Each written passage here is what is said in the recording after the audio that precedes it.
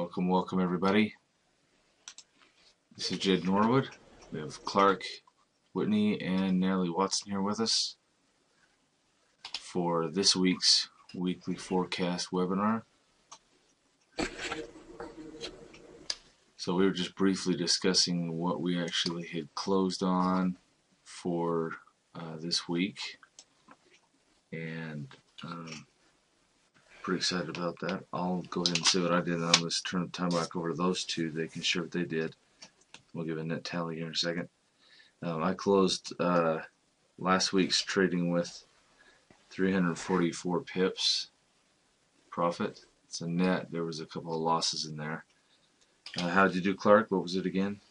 375. And how about you, Natalie?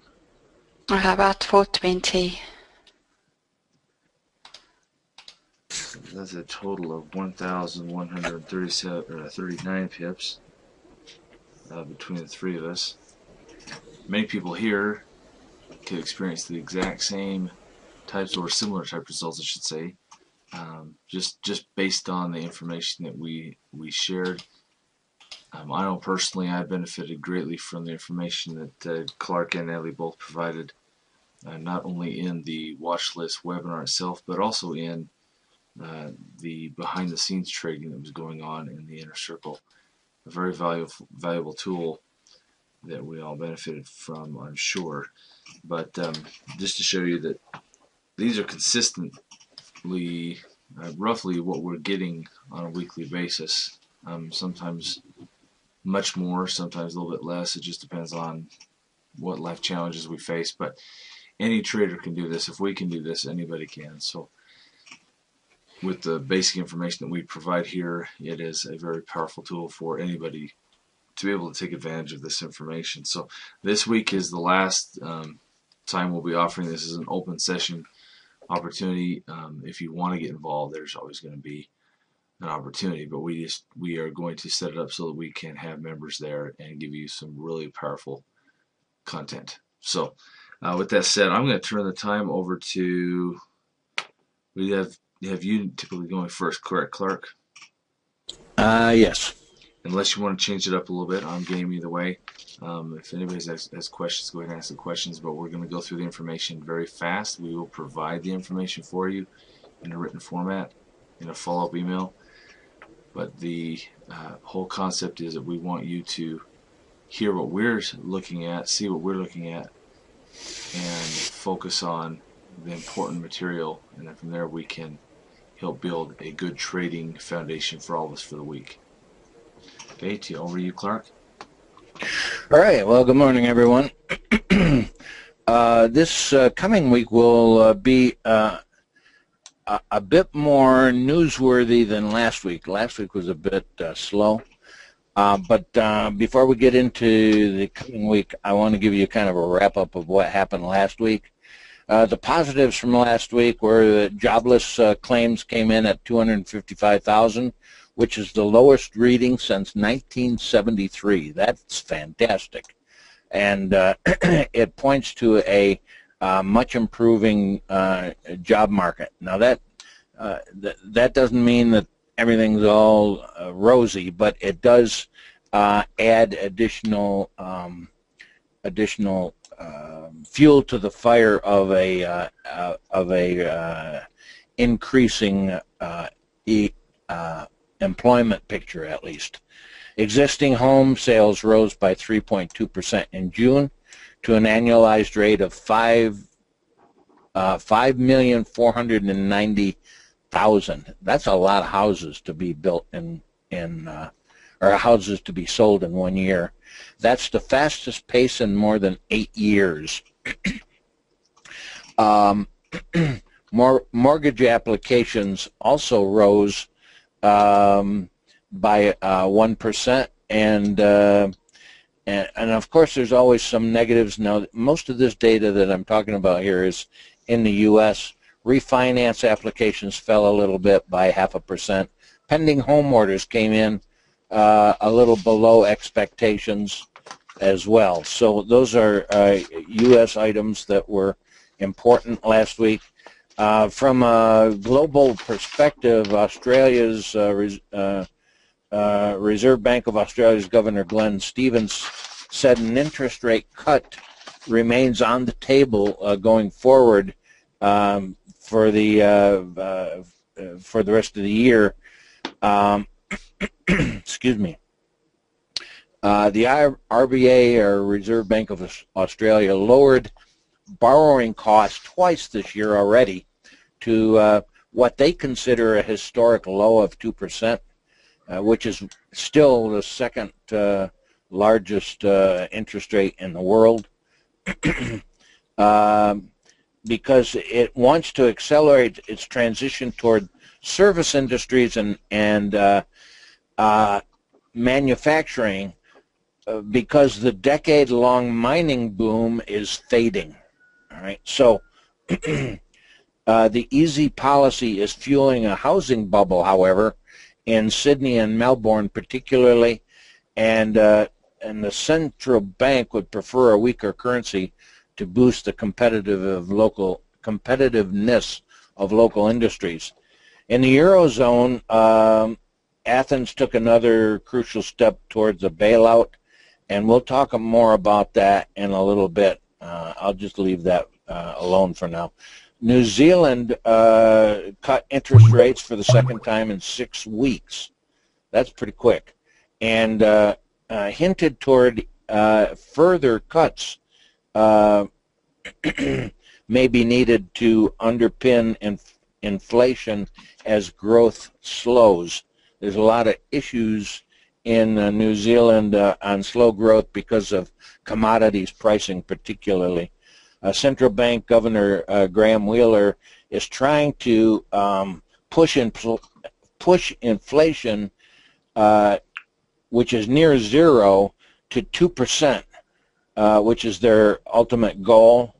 The problem is dairy prices, particularly, which is one of their biggest exports, has dropped off precipitously over the last few months. Economists now expect that the Reserve Bank of New Zealand is going to cut their rate again, and in order to try and jumpstart the economy some more. It could be as soon as their next rate increase. Hey, Clark. Or their next rate decision, yes. Are you forwarding through screens or slides? Because we're only seeing the first slide. No, this is all from last week. Okay, good. I haven't even got into this week yet. All right, I just want to make sure people are asking that question. I want to make sure that we're all on the same screen as you are. Yep. I'm still on screen one. Great. In the UK, this is the last item. Bank of England policymakers voted unanimously in July to hold the central bank's key interest rate unchanged. But there is some dissension in the ranks, and potentially we could see up to 3 of those 9 persons change their tune going forward. But for the time being, they're maintaining their benchmark interest rate at a low 0.5%, and they are in quantitative easing to the tune of 375 billion pounds per month. That's a lot of quantitative easing. My question always comes up: why don't they start tapering off on their bond portfolio debt quantitative easing like the U.S. did before they move interest rates? They're not doing that. So anyway, that's what happened last week. And so what we want to do now is look at what's going to transpire going forward. I've got to jump back. Nope, I'm in the right spot. All right. I want to talk about Greece just for a little bit. We're in Act 2 here. Unfortunately, the Greece talks have been, or the parliament in Greece has agreed to bailout talks. With all of this that's gone on since January, They're only now getting to the point where they're going to talk about a bailout package. However, it was supposed to start on Saturday. It's been pushed back till Tuesday. And the reasons for the delay are neither political nor diplomatic ones, the official added. They're more logistical and trying to decide where it's going to happen, when it's going to happen, who's going to be there, all of that kind of stuff. So this confusion around the expected start to the talks on that were supposed to happen on Saturday underlines the challenges ahead. All right, keep that in mind. They're looking for 86 billion euros by August 20th, which is their next big date for a repayment to the IMF and the ECB. And Cyprus is really struggling with his Syriza party. A lot of the left-wing, the extreme left-wing segments of his party have voted against him and are really fighting against this whole scenario that is occurring. They feel that Cyprus has sold out to the creditors. And this could ultimately end in a minority government which will not last more than a couple of months. So with that in mind, that's the negative part of it. We very seldom think about, well, what could happen in the positive light. As it says here, there are so many things that could go wrong in Greece. It's easy to miss what might go right. And the things that has to happen is, first, they need to finalize this new deal, which they haven't even started talking about yet until Tuesday. Once they nail that down, targets for especially targets for the next few years, that will be the first step. Given the havoc of the past month, in which banks were closed for 3 weeks, Athens is not going to be able to hit the targets the creditors were previously demanding without yet more debilitating austerity. All right? So they have to finalize the deal first. The sooner they can do that, the better. Ideally by the end of August. The sooner the second step can be taken, which is including Greek bonds in the European Central Bank's quantitative easing program. Remember, what quantitative easing is bond buying of the 19 countries within the Eurozone. And when they started this quantitative easing program, they left Greece out because Greece had not fulfilled its promises in the previous 2 bailouts. And so Greece bonds are not part of the quantitative easing program. If they can get a deal done, then the European Central Bank will start adding Greek debt, which will be a big boom to Greece once that happens, hopefully in August or in September. The third step is to recapitalize Greece's banks. They need more capital because the country's economic prospects have deteriorated sharply over the past months. And that means simply that the banks have capital controls on them, which is preventing people from getting their money out of the bank in any amount, any great amounts. They're limited to 60 euros a day, 240 euros a week. But the bigger issue is that this is really handcuffing the companies which rely on the ability to move money from country to country in order to buy supplies, sell products, etc. And it's really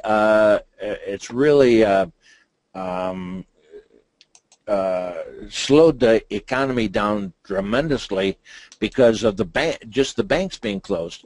Well, what's the problem with that? Why not just open them back up? It's easier to close them down and add the capital controls than it is to open them back up and eliminate the capital controls. Some places who have done this, like Finland and certain others, it's taken years to get those capital controls totally removed, because as soon as you do that, if the environment, particularly in Greece, is so negative, people are going to immediately pull their money out.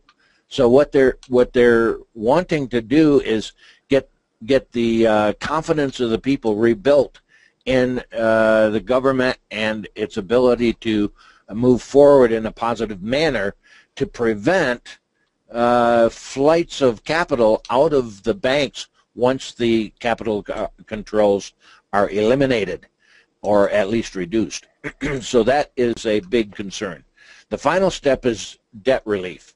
Angela Merkel said on July 19th that this could involve giving Athens longer to pay back its borrowing and lower interest rates, but she did not mention anything about cutting the principal which they owe. The IMF has chimed in basically and said that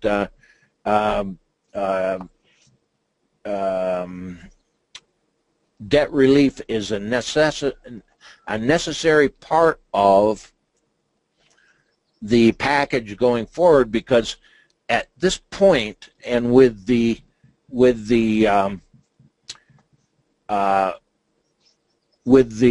payback schedule and interest rates as they are, it's unsustainable. It would basically just throw Greece into a very bad situation for a much longer period of time. And excuse me. So that is the final step that needs to be taken in order to get something really positive going for Greece. Of course, this scenario is far from a done deal. Greece and its creditors have disappointed way too often in the past, and we could look for more fireworks going forward. So that's kind of an update on Greece and the positives and negatives of that whole scenario. I want to talk about China just for a minute. This morning, if you've been watching the news, China has crashed again with a 8.5% drop in the stocks, and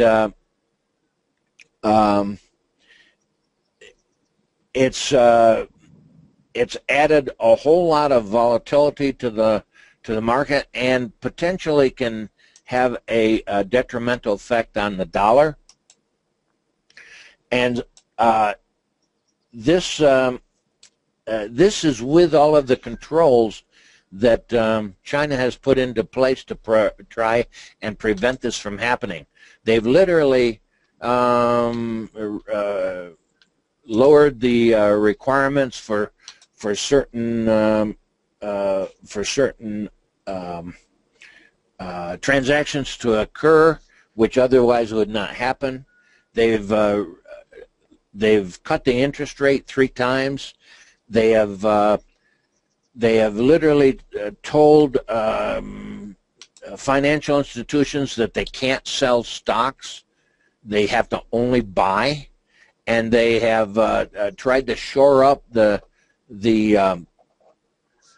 stock market. But as the news has come in just recently, there's a lot of negativity in the news. Worse than expected exports, lower manufacturing, PMI numbers, etc. And so China continues to go down, and even though there was a nice little move up above 4,000, it's now down to 3,725 or lower. Now this was as of an hour ago.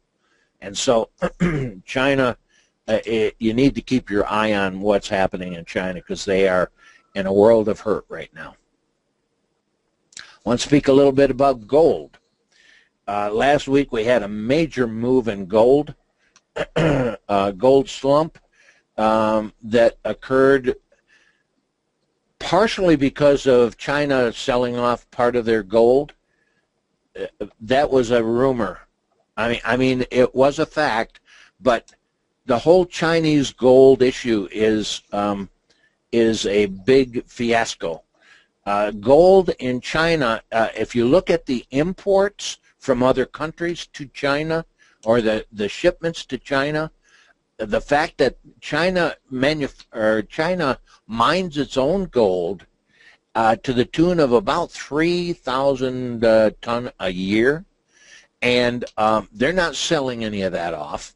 Now, they just sold a little bit of the gold off, but I think it was for the purpose of driving the price of gold down so that they could continue buying at a much lower cost.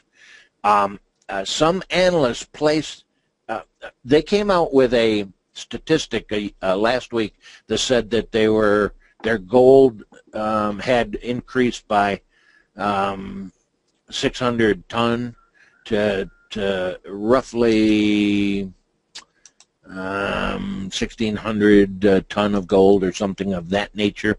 But in actuality, if you take it from the outside looking in, as opposed to taking their numbers looking out, the amount of gold that they literally have stockpiled is someplace between 5,000 and 10,000 ton of gold. What are they going to do with all of that gold? Well, the whole idea is to produce a yuan ultimately that is gold backed, I believe, and that will put a major hit on the rest of the global currencies, which are all fiat currencies. It's one of those areas which is very tricky for China as their economy is continuing to contract. So you want to watch gold because there's going to be a lot of buying, most likely either at the two major support areas are the 2010 launch price at 1040, or potentially the psychological level of $1,000 per ounce. And I would think that someplace in those areas, if they hold, you're going to see gold start to head back up as China takes advantage of those low prices and potentially moves those higher. All right, let's get into what's going to happen in the Forex market this week. Now, I say all of that because those are the major issues that we need to pay attention to, despite the fact that you don't see a lot of headline information about Greece particularly. It has faded kind of in the background, and China did as well until this morning when it took a major hit in the stock market. Gold, Greece, and China are three of the major items in the financial market that you need to pay attention to because they can have major effects on much of the currencies that we trade. All right, looking at the news coming up, there are about 9 items I want to go through quickly here. Starting with today, we've already had German IFO business climate, and that came in worse than expected. Let me just jump up to the calendar this morning. I'm sorry, better than expected. There was a number of items that came in for the Eurozone, but German IFO business climate increased more than expected, and it had a tremendous effect on the euro. This whole move up this morning was all driven by that one item alone. So news affects sentiment, which drives a price action. Now, since then, it's fallen off some, and I expect it to continue falling till it gets down to below where it's at today, actually. But this is all sentiment in the market, and the market's looking, or the Eurozone particularly, is looking for good news. They haven't had a lot of it of late, and so the German business climate that came out positive was a big one this morning. Today in about 4 minutes, we're going to have the core durable goods orders. That's expected to be a pretty solid move, and it's a very tradable event depending on how much how big this number actually comes in at. We'll take a look at that when it happens in about 4 minutes. But the durable goods orders for the U.S. manufacturing sector lost momentum in May. New orders for long-lasting manufactured goods declined by 1.8%. Well, now they're expecting a pickup in core durable goods, and if it comes in at expectations, we could see the dollar strengthening further today. So those are the two big events for Monday. Going into Tuesday, there are two major events on Tuesday as well. A preliminary GDP for the UK. Now this is probably one of the biggest ones to watch at the entire week. That and FOMC a statement, which we'll talk about later. The preliminary GDP is the UK's economic, in the UK, their economic recovery softened in the first quarter of 2014, and it only grew at, it says here 0.4. It was originally 0.3%, but it has been revised upward just this morning. And the preliminary GDP is expected to improve even further. The Office of National Statistics, according to the Office for National Statistics, well, there's a tongue twister, first quarter growth was the slowest since the fourth quarter of 2012. So what is that saying? It's saying that if the 0.7% or better comes in, the pound is going to rally on very positive news, because the rate of growth is slowing. It has been slowing since 2014. So that's going to be a big one. If it disappoints, the pound is going to take a hit. And so that is tomorrow in the morning. Now these numbers are GDP. I'm sorry, GMT, Greenwich Mean Time numbers, times. All right. Then the other big one tomorrow is going to be the consumer confidence numbers for the U.S. Consumer confidence strengthened in June, rising to 101.4, suggesting that the recent job gain boosted economic activity. On a year-to-year consumer confidence basis, it edged up 17.4%. So current conditions in the labor market index saw the biggest rise, and continued improvement in job market conditions and bigger wages increases, optimism, and consumer spending. So economists are expecting just kind of a neutral number this time around. And so this will be a one to watch. Again, deviation from expectation is the big issue here. How much higher or lower from forecast that it really comes in at. That's what it really puts the volatility into the market. Looking at the calendar right now and refreshing to see what the numbers came in as for core durable goods.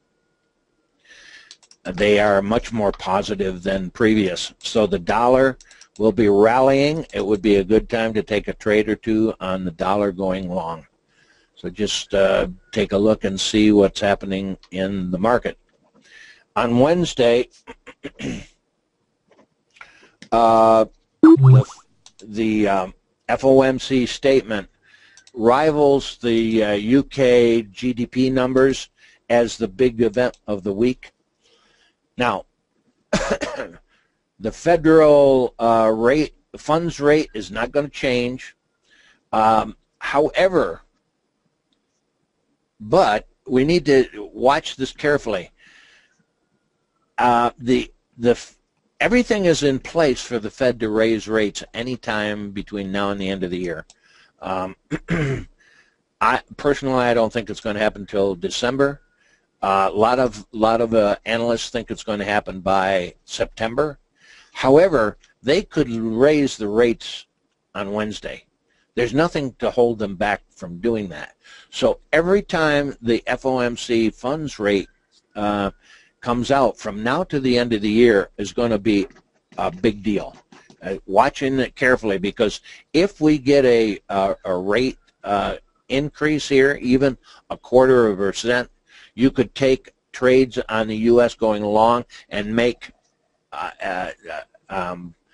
free pips, basically, because it's going to drive the dollar substantially longer for the rest of the week, at least. But I don't expect that to happen. However, keep an eye on it, because it could happen anytime between now and the end of the year. What we're looking for is what Yellen and her cohorts are going to say in the statement. In their June statement, it showed that the economy is growing mildly after the winter plunge and is expected to increase its growth rate, looking for an interest rate hike by the end of the year. So what we're looking for is anything that Yellen says, Chairman Janet Yellen says, that is hawkish in nature, that the rate decision, she will say most assuredly that the rate decision will depend on more decisive evidence from the labor market and stronger inflation, neither of which are really solid right at the moment, but growing. And so what we're looking for is any indication from the tone of the statement as to whether they have a particular date in mind.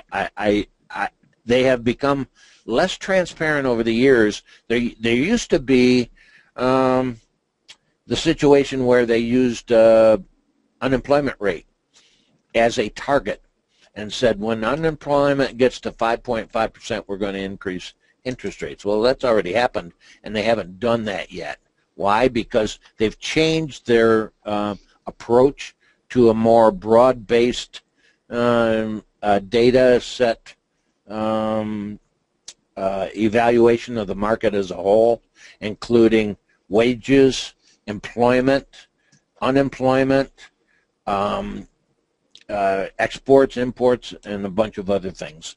So they're a bit less transparent, and the tone of the statement is the thing to watch for.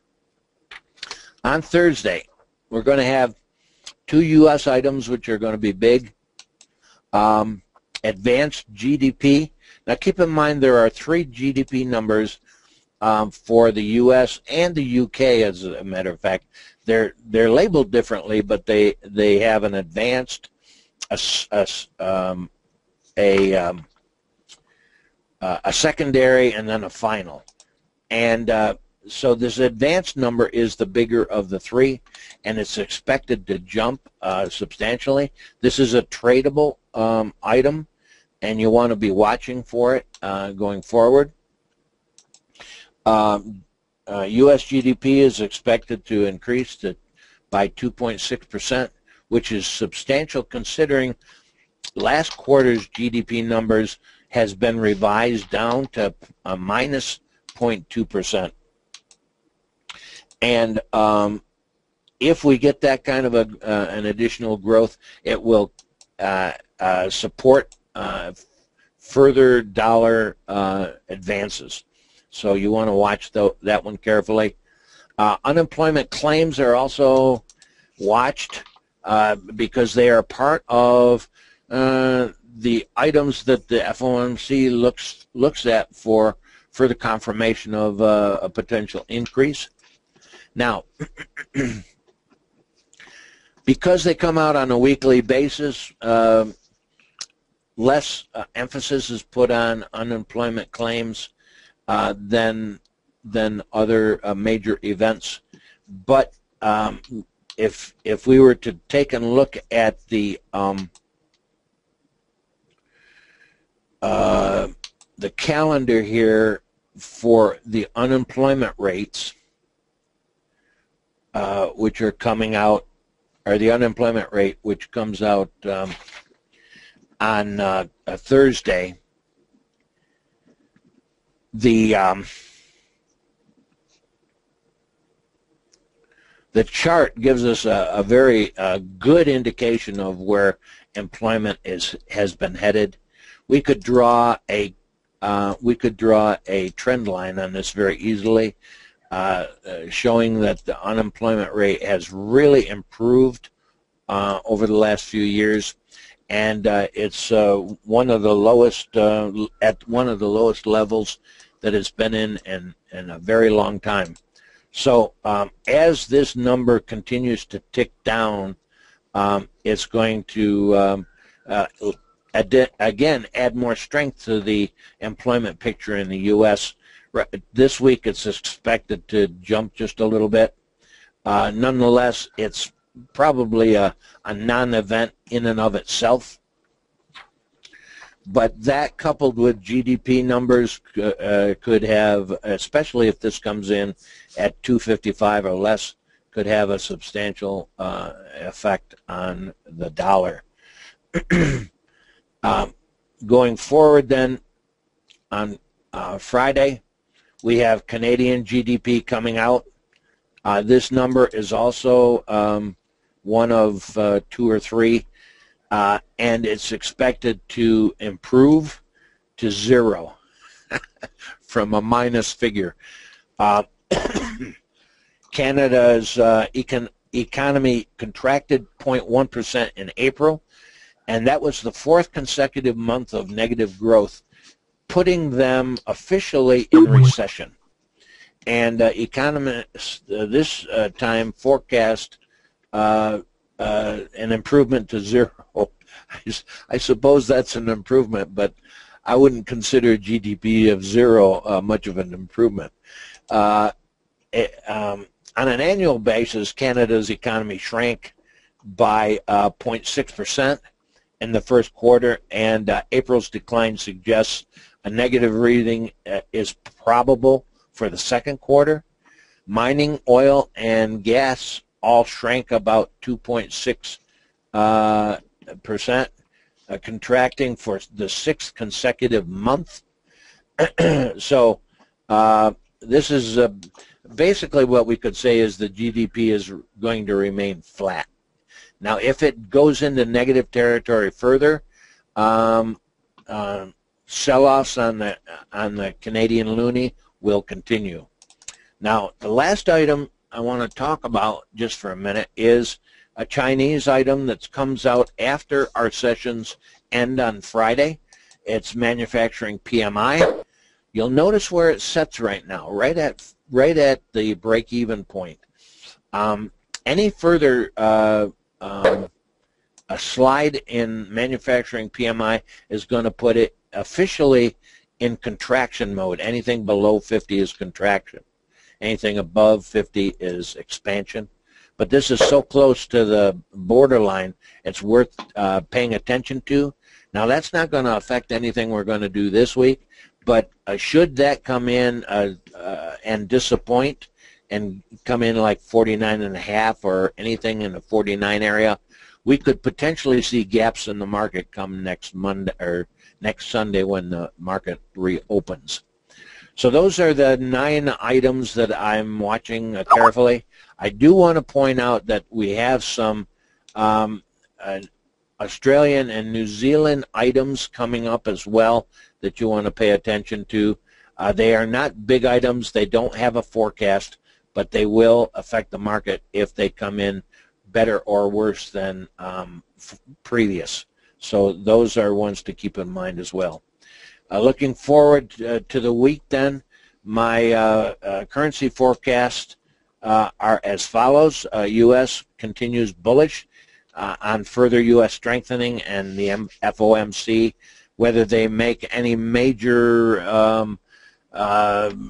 hawkish comments or not, I think it's going to continue strengthening the dollar. CAD is bearish based on oil that is now way below $50 a barrel, interest rate cuts, and U.S. dollar strength. Euro is bearish on Greek drama and the quantitative easing. The euro has had a nice rally this morning based on one positive item so far, and I think that's pretty much over and will continue to head short as more and more emphasis is put on quantitative easing, even if the Greek drama works out positively. The pound, my take on it is neutral right at the moment. They're in a transition period, and it's going to be big, mostly news-driven this week with the GDP numbers coming out tomorrow, and it's also going to be driven some by the FOMC. The dollar and the pound have been kind of riding together in recent weeks. Swiss, again, bearish based on Greek drama and a lot of intervention in the value of the Swiss franc by the Swiss National Bank. So bearish on that. Aussie bearish, Chinese slowdown, the tanking of the stock market this morning, below trend growth, and the dovish comments by the RBA. New Zealand is bearish on weaker commodity prices, particularly dairy. FOMC delaying their eventual takeoff on their interest rate increases and low inflation. The yen is bullish because Kuroda is cheerleading right at the moment. He's made some rather unusual statements that are not this world. He's expecting to increase their interest or their inflation rate by 2% in the next 12 months. I don't see that happening, but he is cheerleading, and there is some safe haven currency moves as some of the other currencies have become weaker over time. All right, so that's pretty much it for me. I will turn it over to Natalie at this point, and she can take over from here. Thank you, Clark. We just go to the beginning. Here we go. So, show my screen. Great, good. Let's have a quick look at what happened last week. We had quite a nice watch list, and I must say a few of them actually did not give the heads up as I was hoping for, but good news is that they will give us a good heads up this week. Let's first look at the Aussie CAD, which was once actually in my watch list now for about 5 weeks. Due to the weekly, I'm still waiting for breakout on this actually, and we do have weekly convergence, which actually Chet went out last week and I completely oversaw. So this one, I'm still at the moment looking at this for breakout. If it does, unfortunately not a huge big move that will happen. There's only to expect about 50, yeah, 54 pips.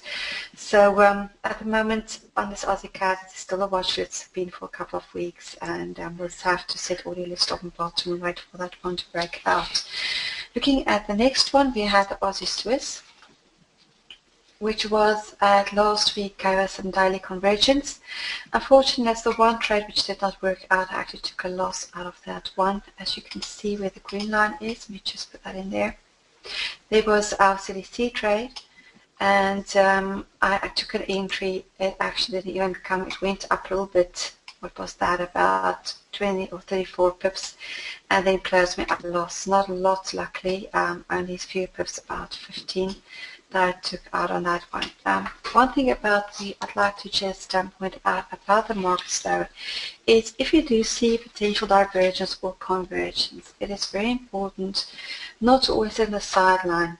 If a thing or if a currency does not always work out the way you are anticipating it to, there's nothing wrong with taking a trade into the direction of the trend. And as you can see, this is a very good example on this Aussie Swiss. What happened was the long didn't work out, but I did keep a very good trigger based on this bar, and I actually took this one short. I think it was best for 4 hour and the 1 hour. Let's see, here we go, 4 hour, and the 1 hour actually working out quite nicely as well. So that was quite a nice little trade right there. So it's quite important not always just to steer yourself blindly into potential divergence or convergence. Read what the market's going to tell you and actually take it accordingly. So that's just a little hint from my side. So there was one of those that didn't work out, but there was a nice little trade going within the trend. There was a few pips there to grab. Looking at the Aussie US dollar, we had that one for potential divergence as well. As you can see, this one also did not materialize. Our audio alerts would have been set where the crosshairs are to go long. As you can see, they didn't even come close to it. So no trade triggered. What we could have probably done was actually take an entry, which I preferred not to do, of the 5 alarm we got yesterday as the market opened. And there was a few pips there to grab. So I'm currently retracing a little bit. So also, unfortunately, one of the watch list candidates which did not materialize. Looking at the next one we had was the CAD Swiss, also off daily. We had divergence. Looking for entries, here we go. On the daily, where the green line is, that would have been entry area, and once again, this one did not materialize. We actually did have a breakdown, but as you can see, market's very slow on the CAD Swiss at the moment, so I don't think they would have been very good trades in this either way. If you did take a trade, we see there was a nice little downward movement from about 12. At the moment, you would have been on a break even, but we'll look at this a bit later as a watchlist candidate as well. Looking at the CAD yen, we had, here we go. On the CAD yen, we actually had a 5 alarm going short last week, and a brilliant trade actually generated out of this one based off the daily. You will see, let me just put that there. There was a beautiful fractal break, Mayo below, A red, everything lovely, and this trade was actually taken out quite nicely. Unfortunately, my charts does not generate, so you cannot really see that. There we go, on the 4 hour. I think this was actually taken out of a trading stop. So a nice little trade right there on the CAD yen. Looking at the Euro Aussie. Euro Aussie was one of those that did not materialize. Very important about this trade is we were looking for divergence in the area of the break of the fractal where the green line is. Now, as you can see, this one did not materialize. Excuse me. But did form a double bottom. And once again, this is where it's very important to follow what you see and trade with the trend if the signals are there. And there were some brilliant entries. There was one, for instance, if you look at the smaller time frames, this was a very good one right there going long. And even this one where it was a break of the weekly resistance, there was a great trade right there. So please, guys, don't steer yourself blind into potential divergence or convergence. Trade the signals you see. Just tighten your stops a little bit and take a little bit out of the market instead of letting it run. As you can see, if you just took a very mild entry there, there was over 300 pips to grab on the Euro Aussie. The same with the Euro CAD. Unfortunately, I did not take any trades on these, but also a brilliant one there on the daily. We actually had divergence as well. Where the green line is what we could have taken along once again. You can see Mayo above, AO blue, and we've been in this trade still long because the CDC trade did not materialize. Looking at the CDC, we probably would have been looking at an area to go short, way below, and you can see that one didn't even come close. So one of those which did not materialize. Looking at the Euro Pound, also another one. I was actually looking here for shorts due to the weekly. Weekly was giving us last week a fresh air cross with a blood special. That did not materialize, but once again, it's quite important, guys, to go with the trend and look what the slower time frames are telling you. And as you can see, I actually took a nice little long out of this one, based off the 4 hour, and another one, and actually closed that this morning. So once again, due to what the daily was giving me, there was some great little signals there. And it's quite important, once again, as I say, I was quite bearish on the weekly, but because of the signals we got on the daily and the 4 hour, it's quite important to follow those as well. Looking at the Euro New Zealand, that gave us a daily divergence, and this was a trade I actually didn't take either. This one's just continued moving sideways. At the moment, it's still in a sideways moving market, so no trades were taken there. And once again, we will be looking at this one a bit later during the session as well. Euro US dollar was another one we had. Quite important on this one was it actually broke a weekly support. And if I go to the weekly chart, you'll see it must have been fractal down here. That one did not materialize either. But very important was the one that I really concentrated on was the 4 hour divergence we had. So as you can see, there was a nice short little trade we took the week before, closed out last week Monday, and I took a long base on the CDC and a nice trade going in a long direction for about 74 pips and then closed them out. The trend, I didn't feel comfortable with leaving it for too long, and at the moment, also quite important, it hit a resistance point on the 4 hour with a 200 moving average playing a major role there. So with Clark, when it comes to saying it's bearish, I think this one is suited for a turnaround. So just be very cautious about taking aggressive longs on the Euro US dollar for now. Looking at the pound Aussie, we had quite a few great trades on the pound pairs last week. Starting with the pound Aussie, this was a lovely watch list we had. Picture perfect trade right there. 4 hour gave us divergence. And as you can see there, where the green line, this was my entry, exit the closed fractal. I think it was actually trading stock that took me up. And a beautiful trade that materialized there. So really can't complain about that one. The same with the pound CAD we had there. Nice thing about the pound Aussie pound CAD is they really travel quite nicely. And there you can see the 4 hour diversions as well. And a picture perfect trade as well on the green line. Not a long, huge, big trade, as you can see, small little take profit target there, and we were good to go for that one before I went back into the direction of the overall trend. Pound Swiss had a very similar situation there. Once again, I took a trade long position on Friday, I think it was Thursday, closed out on Monday, and then went short on a CDC trade that we said we're going to look at in the watch list webinar last week. So nice trade down there, beautiful. I actually love seeing these picture perfect trades, and you can see quite nicely for about 65 pips there. So also a good trade before it actually went back in direction. And at the moment it's just moving sideways, but we'll look at that in a bit more detail a bit later. And then another little one, pound yen. I'm not so great about this one. I can kick myself on the one side because we're watching this one not due to CDC, but due to the 4 hour channel. And you can see this one actually broke out. I took a trade, I got cold feet and closed it out. And if I actually stayed in, it would be pretty well on the direction of where I would like for it to go. So a little bit of profit target taking there, about 40 pips. And reason I also closed this was because it was battling with 200 moving average on the 4 hour, and I didn't feel comfortable keeping trades open over the weekend. So a nice trade as well there, although not a lot of pips, but it's better than nothing, so I'm not going to complain about that one. Another great trade was the pound New Zealand, which gave us a daily potential divergence, and this one was also taken. There it is, based on the potential divergence we had of the daily. I actually grabbed a trade of the 4 hour, and a nice one, also about 112 pips there, and quite a nice move. So once again, due to a watch list that we had CDC on the daily, and we could have timed that off smaller time frames as well.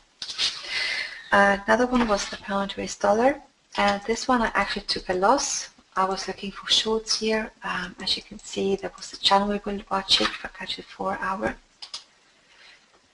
There we go, 4 hours shows quite nicely.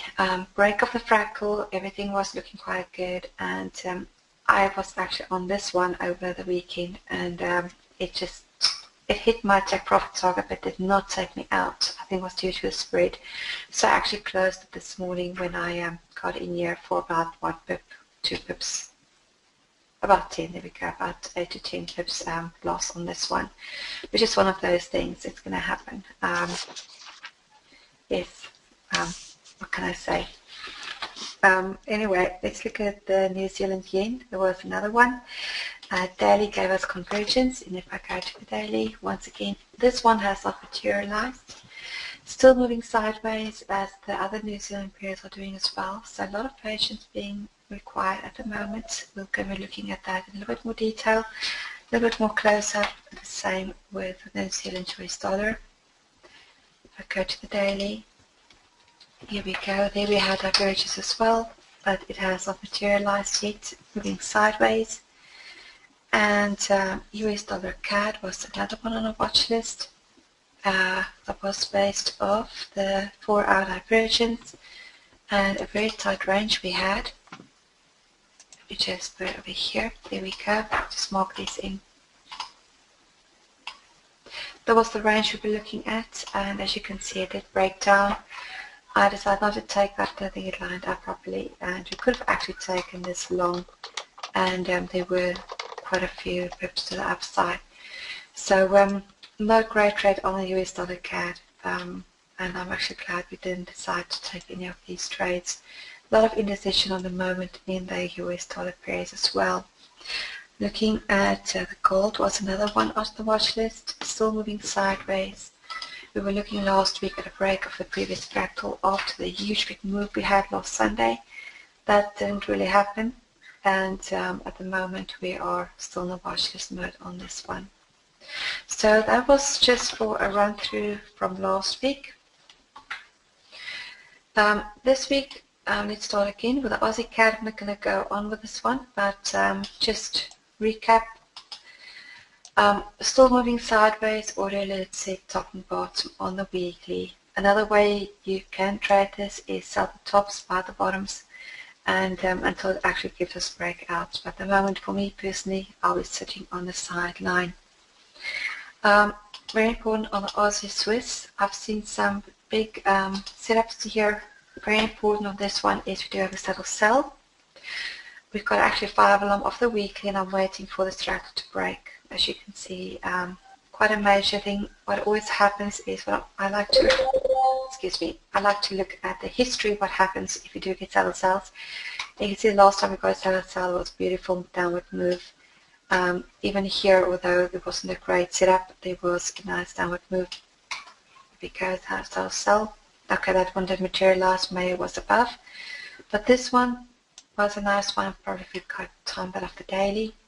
And I'm watching this with a lot of anticipation. If it does break that fractal, I'll be looking for the daily to give me a 5 alarm. Very important on this Aussie Swiss though is looking at the daily. We are coming out of convergence. Potential for it to form a leg 3 is still there, or a wave 3 is still there. It can go up some more and come and retest the top of this weekly channel. But otherwise, I'm going to go short on this if it gives me a 5 long on the daily and the break of that fractal. Then I'm not going to think twice. If the 4 hour lines up, the daily lines up, it confirms the weekly saddle sell, we're going to go short on the Aussie Swiss. Aussie yen is another one. Big watch this candidate for me. Very important on this one is it broke below the weekly 200 moving average, closed there actually. And it's just got this little fractal it has to fight through, which is actually a monthly. If you go to the monthly, it's quite a big monthly support area. Important about this one is that the May is below. On the monthly, we've got blue light specials all over the show. That's giving me a bearish momentum. And then looking at the daily at the moment, we do have a 5 long, but for just to be 100% sure, I'd really like to see that break of that fractal. To give me a confirmation. It might actually come down, hit the support area and then bounce up a bit and then continue down. So we're going to watch this one with a lot of anticipation. I'd like to actually see a bit of a sideways moving market forming there before it continues to the downside. And next one is the Aussie New Zealand. Also here, a lot of information. Here we go. 4 hours giving us currently a saddle sell. Daily is giving us a 5 long trade. And the weekly is trying to break that fractal. Blue light special. This is all giving me a heads up that we're going to continue getting a downward momentum on Aussie New Zealand. So again, a big one to watch with a lot of interest. As you can see, it really tried to test this 4 hour. It's starting to form a very nice sideways market. We just draw this in. So you can set audio alerts at the moment, top and bottom if you'd like, and take an entry on fresh signals, preferably after 1 hour even. Let's see, 1 hour's not lined up yet, so if you get a 5 long on this 1 hour, I'm definitely going to take a short. So good watch list on this one with the high time frames confirming everything. Good, let's have a look at the CAD Swiss. This is one weekly saddle sell. Here we go. Very similar than the Aussie Swiss we have, 5 long there, and once again I'm waiting for a break of the support area we have. Quite important though is once again the daily is giving potential divergence. I'm not sure if it's got the strength to actually pull back. I think it's going to continue down. So for me, I'm going to look for a break of the fractal that we have on the support area, and I'm going to wait for the 4 hour to actually confirm that. You can see at the moment the 4 hours can be a saddle sell, but the May is on the wrong side. So right there, it's going to give a great entry to continue with the short side. CAD yen is another one on my watch list at the moment. Interesting that it's starting to pull back a little bit, which is great because it's going to give us a great foundation for the rest of the week. But once again on this, we have a daily saddle sell. It's trying to break the support area we have. And looking at the weekly, we actually have a 5 long trade. So this is going to continue down, at least to the weekly support area. That's a few pips away, talking about 90 pips. So CAD yen is still good to go. If you can get fresh signals, like I said, 4 hours giving that. I'd like to actually see the 1 hour here confirming. At the moment it's just retracing a little bit. So maybe tomorrow I'll be looking for fractals at the current levels to go short again. Good, let's have a look at the Euro Aussie. Also watch this candidate. As always, at this moment, daily is giving convergence, or divergence rather. Important is that it is heading into a monthly resistance area. So just be cautious on this one if you're going to take longs. It's really into a major resistance area and not far from the high we are in currently, about 60 pips. That confirms also, I think, with what Clark has said about the euro. This is not going to be forever. This is actually a bit short-lived. And you can see how this is also, just look at the price action we have this 4 hour, for instance. We have a nice upsurge and then it basically loses everything. Goes up again and loses. Now we have this huge big bar and it's already retraced half of that. So just be careful of the Euro Aussies or all the Euro pairs at the current moment. If you do take trades, take them on smaller time frames, 20 to 30 pips. Get in, get out until it actually gives us a bit more direction. I'll be looking on the daily for a blue light special going short and early bird giving me indication. Like I said, it still has a few pips to go, maybe about 50, 60 pips before I can expect actually retracement from here onwards. Looking at the Euro CAD, it's very, very similar. Here we go. Potential divergence there as well. And looking at the weekly, you can see we are also heading into some resistance areas. Right where the crosses are, there was a double top last time and couldn't actually close above the price area. If you look up this fractal here that we have the crosses on. So this is a major resistance area coming up, and definitely worth paying attention to. So very similar to the Euro Aussie. I'm going to be watching the 4 hour to see if we got any divergence starting to form in the next week. Very important that day is going to give me a blue light special. We're going to get some off points. And if you do take trades on the long side, guys, just once again take small flip space for smaller time frames. Of course, the daily ones, you can see at the moment it doesn't show a lot on the trend indicator, but it is heavy overbought, so it is due for a bit of a retracement. Then I have the Euro Pound on my watch list. Already benefited of the weak potential divergence. Now it's actually official. We have a blue light special, we have the Mayo above the 0 line, and this weekly is going to give us a more of a heads up. So with it said, what we're going to do is maybe times of 4 hour, and I'm going to set an order lid at the top of this fractal. If it does break to the top there, here we go. This is where I will start looking for longs on fresh signals of the 1 hour and even the 3 minutes, and just for a few pips once again. Maybe to the closest fractal, that's about 3 pips. That's what we're looking for when we're going to take counter trend trades.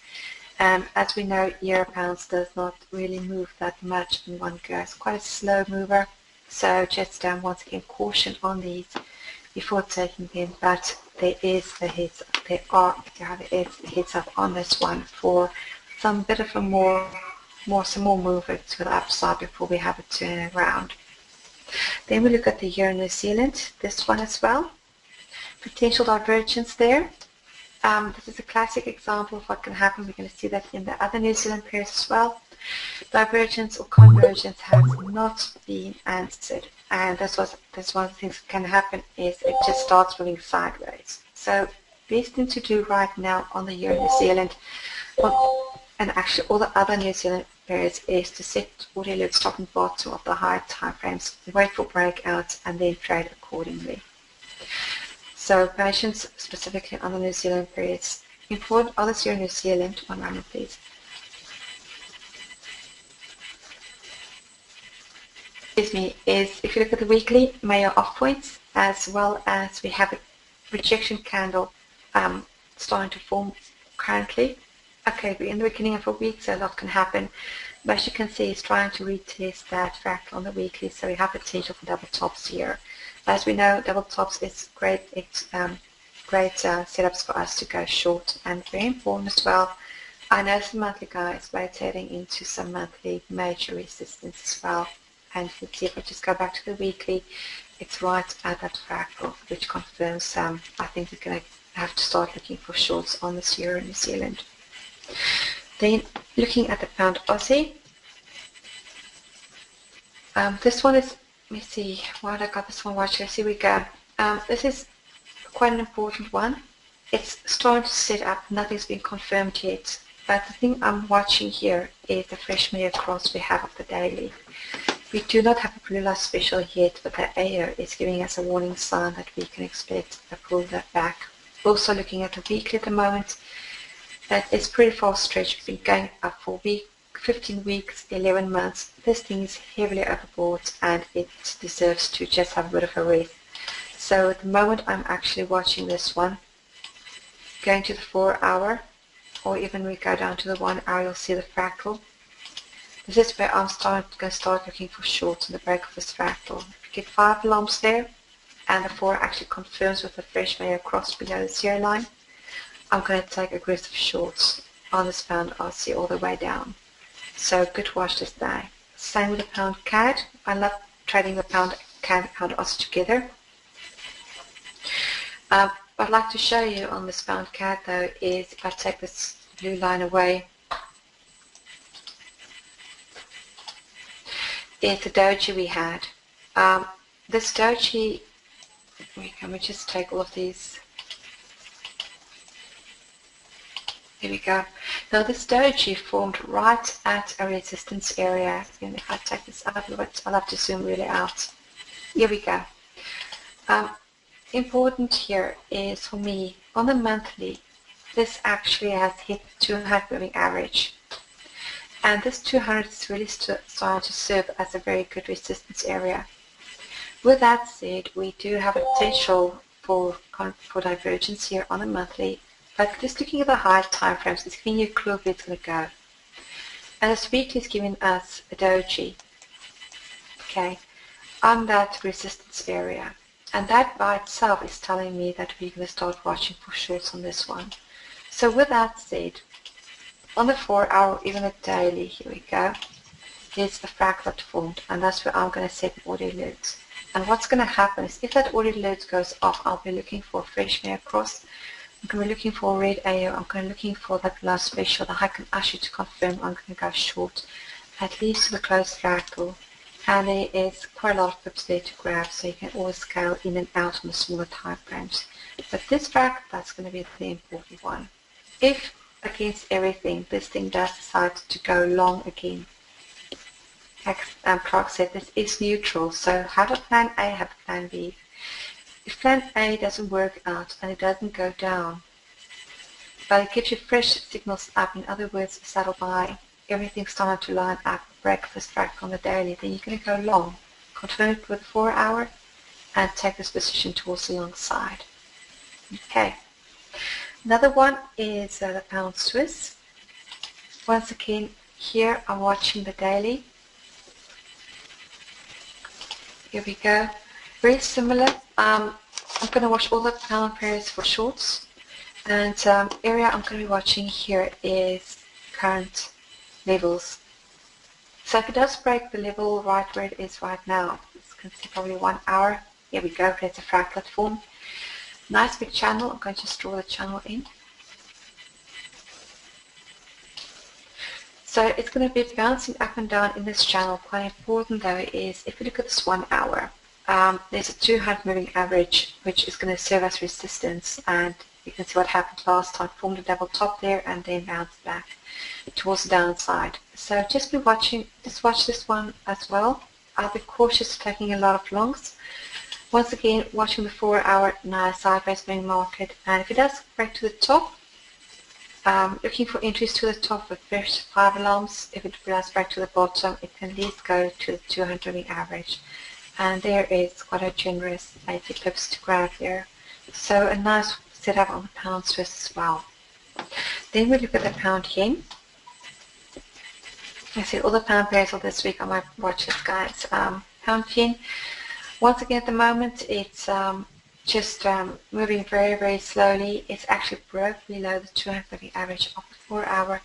I'll be watching for fractals to start forming, preferably in the area it is currently in. And if it does break from here onwards, I'm looking for fresh signals from tomorrow onwards.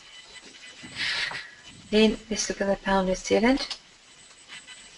Pound New Zealand, very similar. This is a great heads up. We already had our wave 1. We've got a wave 2 retracement. I'm waiting for a wave 3 to start forming, or a leg 2, and the break of the fractal on the daily.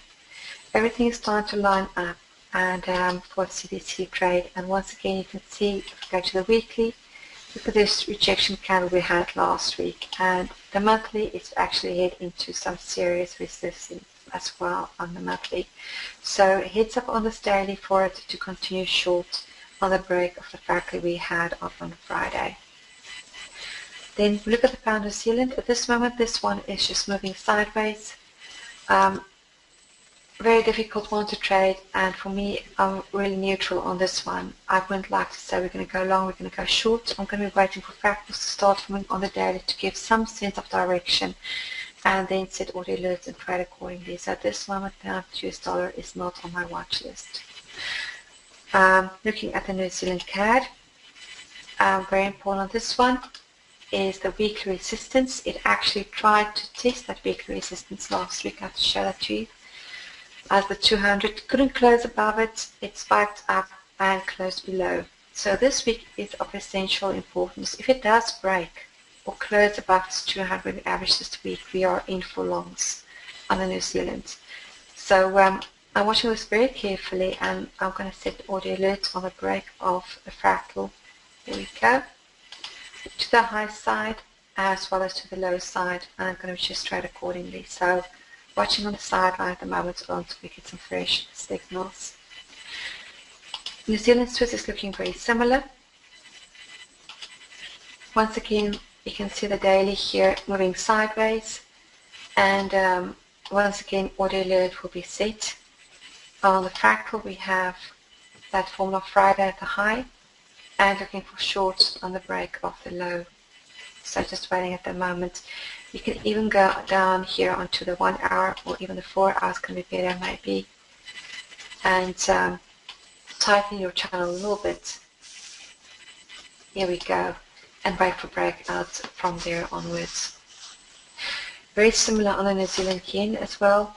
We had convergence there, did not materialize, and at this moment I'm just waiting for breakouts. Audio alert will be set on this range on the daily, and once again just gotta be patient. And exactly the same thing with the New Zealand US dollar. Also convergence, which did not materialize as of yet. And audio alert set on the fractal that formed on the Friday's high. Good. Let's have a look at the US dollar CAD.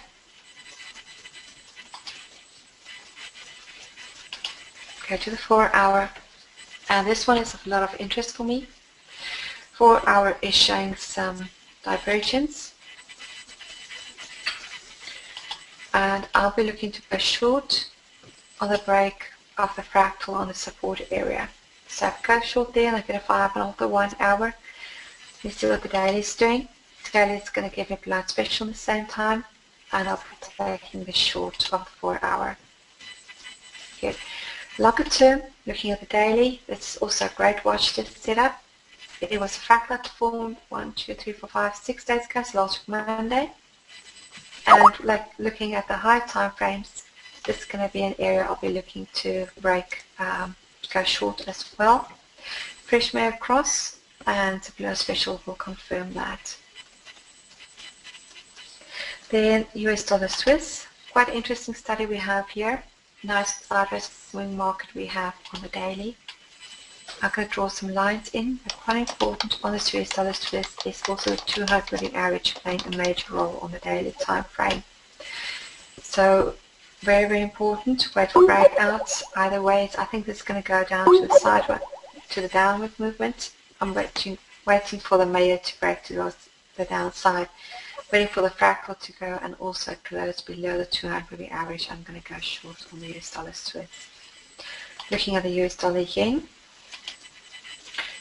you can see weekly is at this moment just in a beautiful sideways moving market. Once again on this we have divergence. Here we go. Higher highs on the weekly.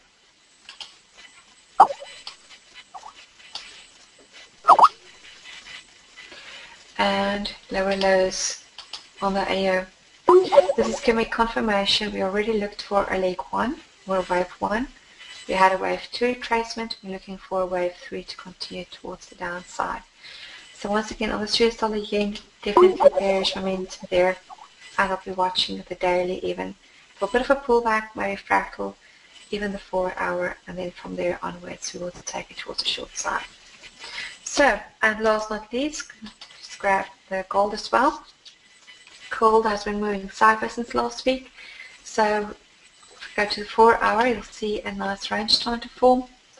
At the moment there is 4 hour type convergence. So potential for this is to break out a little bit, maybe to a retest of the high of the weekly. So once again looking at this one, it's neutral. If it does break towards the downside, look for fresh signals. If it breaks to the upside, we're looking for fresh signals going along. Great. So any questions we have up to now? Jake, can I pass over to you? Okay, great, thanks. All right, this last week I did quite a few trades. I'll showcase them as I run across them. I've got them marked here, obviously, where I put my positions. But I wanted to go over real quick. My watch list will be added in the email in the completed version of the documents. So it's not in the handouts here at this point because I've handwritten it as we were trading this morning. And I will add it in the email so you can see the complete weekly overview of all the currency pairs I felt were worth looking at. Not all of them made the cut for my watch list, though. I will just touch on those specifically. A couple pairs that we did have some really good success with this past week.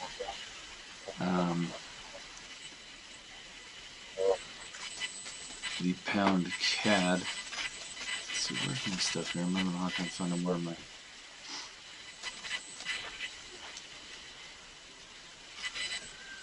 Okay, let's get this up here.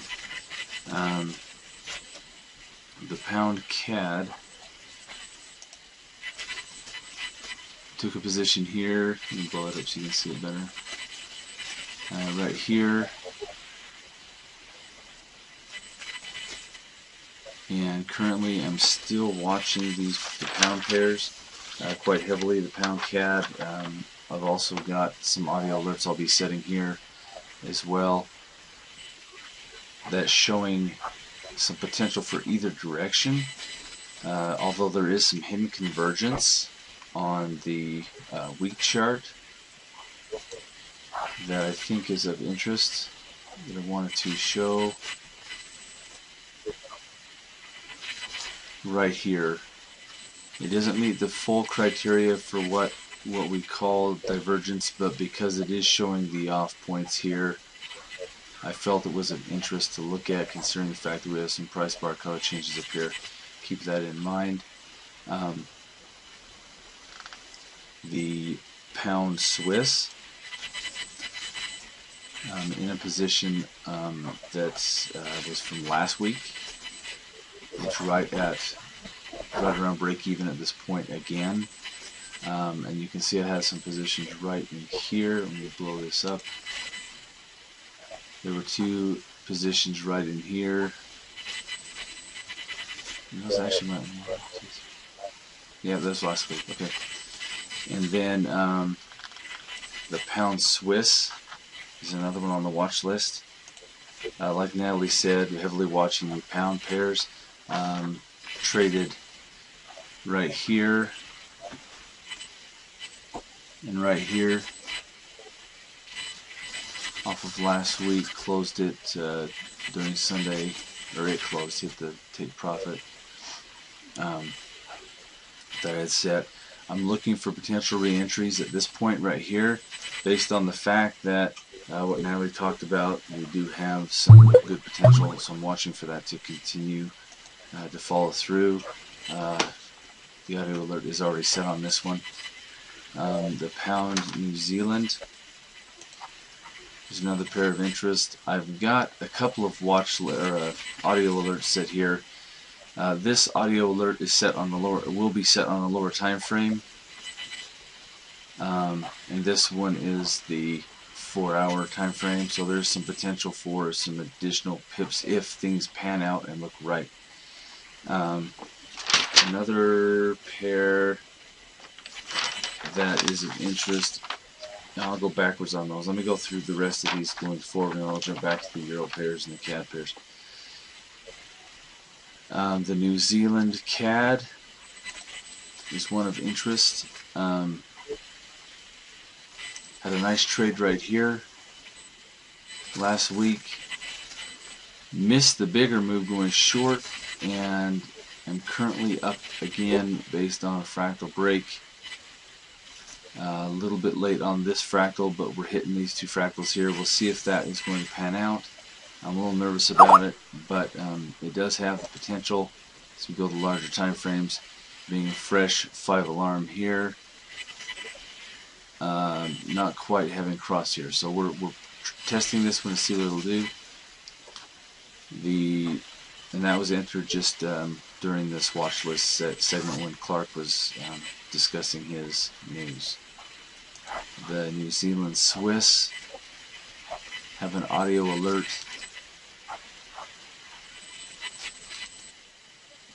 set right at this fractal break. Going to be paying close attention to this. Actually, I do need to set this alert before too late.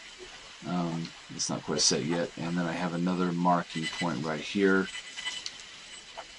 to pay attention to as well, and see if it breaks that support, or excuse me, that resistance level. The New Zealand yen.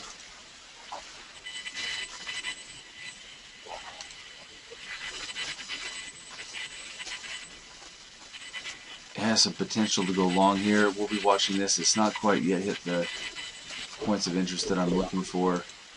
Oh, it's testing it right now. Excuse me, that's this is one I forgot to write down the audio alert on. So this one is one of interest. Possibly we'll be pulling the trigger pretty soon. I'd like to see it break this fractal first, so I'm going to mark this in really quick so I don't forget. Come back to it. Write that down really quick. Okay, so this is one of interest as well. Okay, we'll get that in a minute. And then we have the New Zealand dollar. One of interest as well. Pulled the trigger on this. We're currently up. It was right at a fractal break. And you can see the potential results targeting this area up in here. Possibly we'll pull that back a little bit tighter to give me a sounder position somewhere probably in this range. Then we have the US Swiss.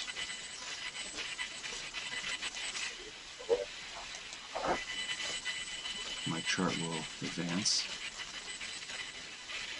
Again, I don't want to belabor what we've already discussed, but I feel it's good for you to see more than one set of eyes seeing the same thing, or at least talking about a watch list based on that. And so just sharing it with you will help solidify some of these pairs that we're really watching to see develop. And why is it not advancing?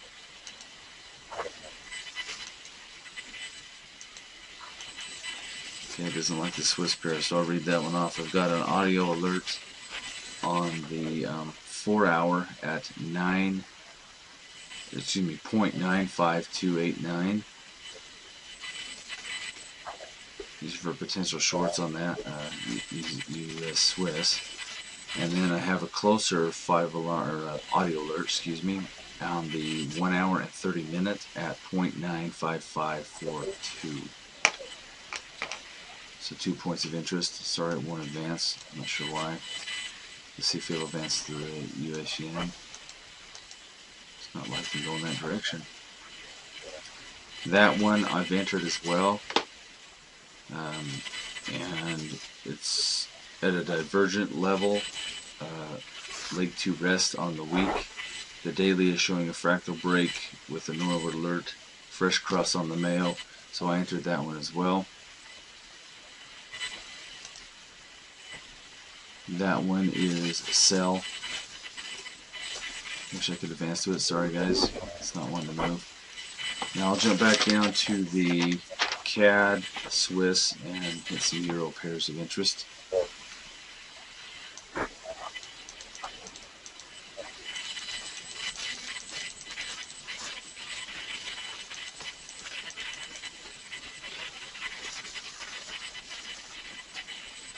Okay, CAD, Swiss.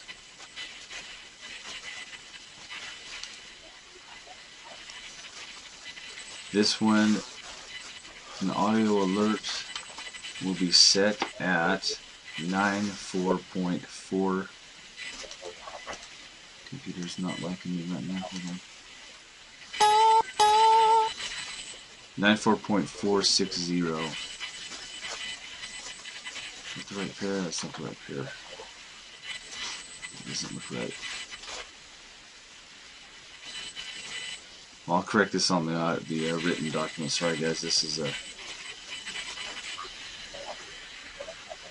What's the CAD yen? Sorry.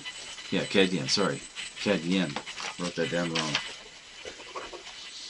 Okay, so the CAD yen have an audio alert set at 94.460, and it's testing it a little bit. We got a nice 5-alarm pattern on this 4-hour chart, and it graded out well based on the breaks here.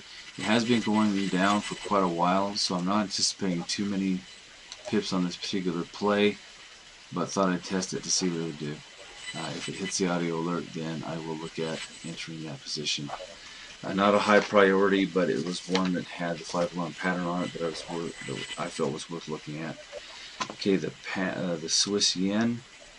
I have audio alerts set here on both the top side and the bottom side, looking for potential longs at 129.927, and short at 128.119.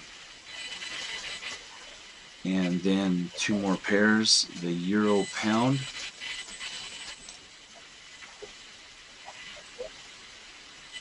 We'll be setting audio alerts at, did not get these written down, sorry guys, not sure why, or marked I should say.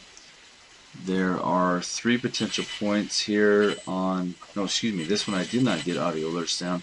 I noticed Natalie's alert though at 0.71589. I did want to mark that one as well after seeing what she talked about. The one I did mark audio alerts on was the Euro New Zealand. I've got several audio alerts potentially looking for some shorts here. This is probably one of the highlight pairs that I'm going to really be watching heavily. We have audio alerts for fractal breaks right here. Let me blow it up a little bit more, otherwise we're far out on this. Hitting a fractal right at this point and right here. If it can break that with a proper cross and a 5-alarm pattern, obviously in the audio alert here it might already be playing off this alert, so this may be too soon and I'll bring it down to this area right here. But then again, on the larger time frame, the 1 hour is right in this area. I wanted to watch what happens here, and then again on the 4 hour I wanted to watch, or maybe it was still on the 1 hour there, oh yeah, the 1 hour right here. Watch these two zones for potential add-on signals and or additional confirmation of entries. They are will be set at 1.67278, 1.66648, 1.66108, and that will be in the written material. Appreciate everybody's input here. Are there any other questions anybody has at this point for this week's session? While we're waiting for any potential questions, thanks Clark, thanks Natalie. Overall,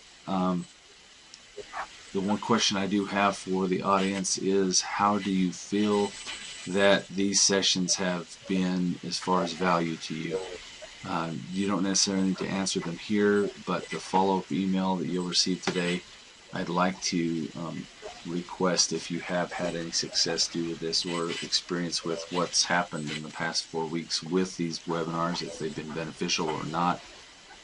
Give us some feedback, let us know where we can improve and what we can do better. We will be making open offers for a membership opportunity here, utilizing this service as well as the Inner Circle as part of the tool program that we want to implement to help get people the proper information for making sound trading decisions.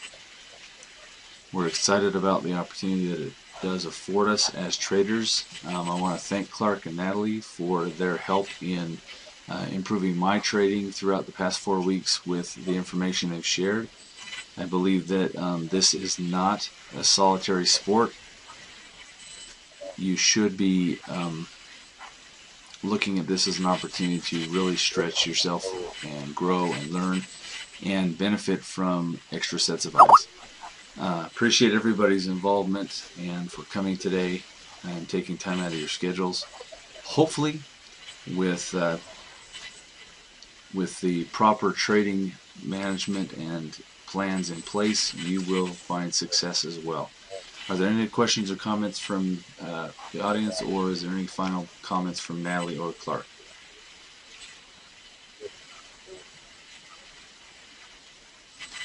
All right, appreciate it. No, not for me. Jay, if I might ask, in the survey, if people can just also say if they'd like to prefer looking at the smaller time frames, 1 hour, That's a good point. even it would be just good to know if it's going to be that's a good point. more beneficial for them, so we can just know where to focus on.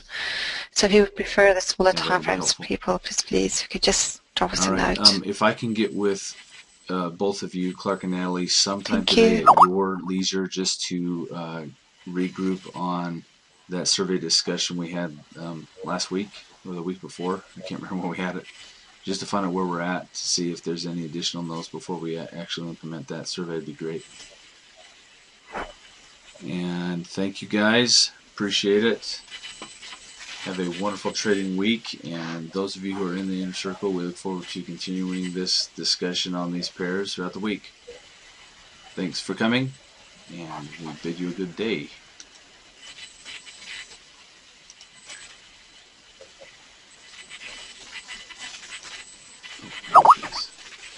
All right, we're officially over. I'm going to pull up the file so I can get everything on the same document. I want to make sure I get it all before I close the meeting.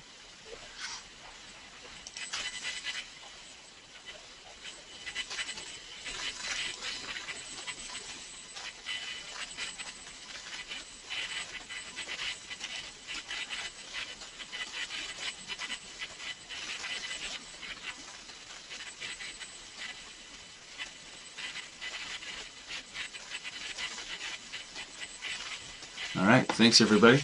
We'll talk to you in the near future.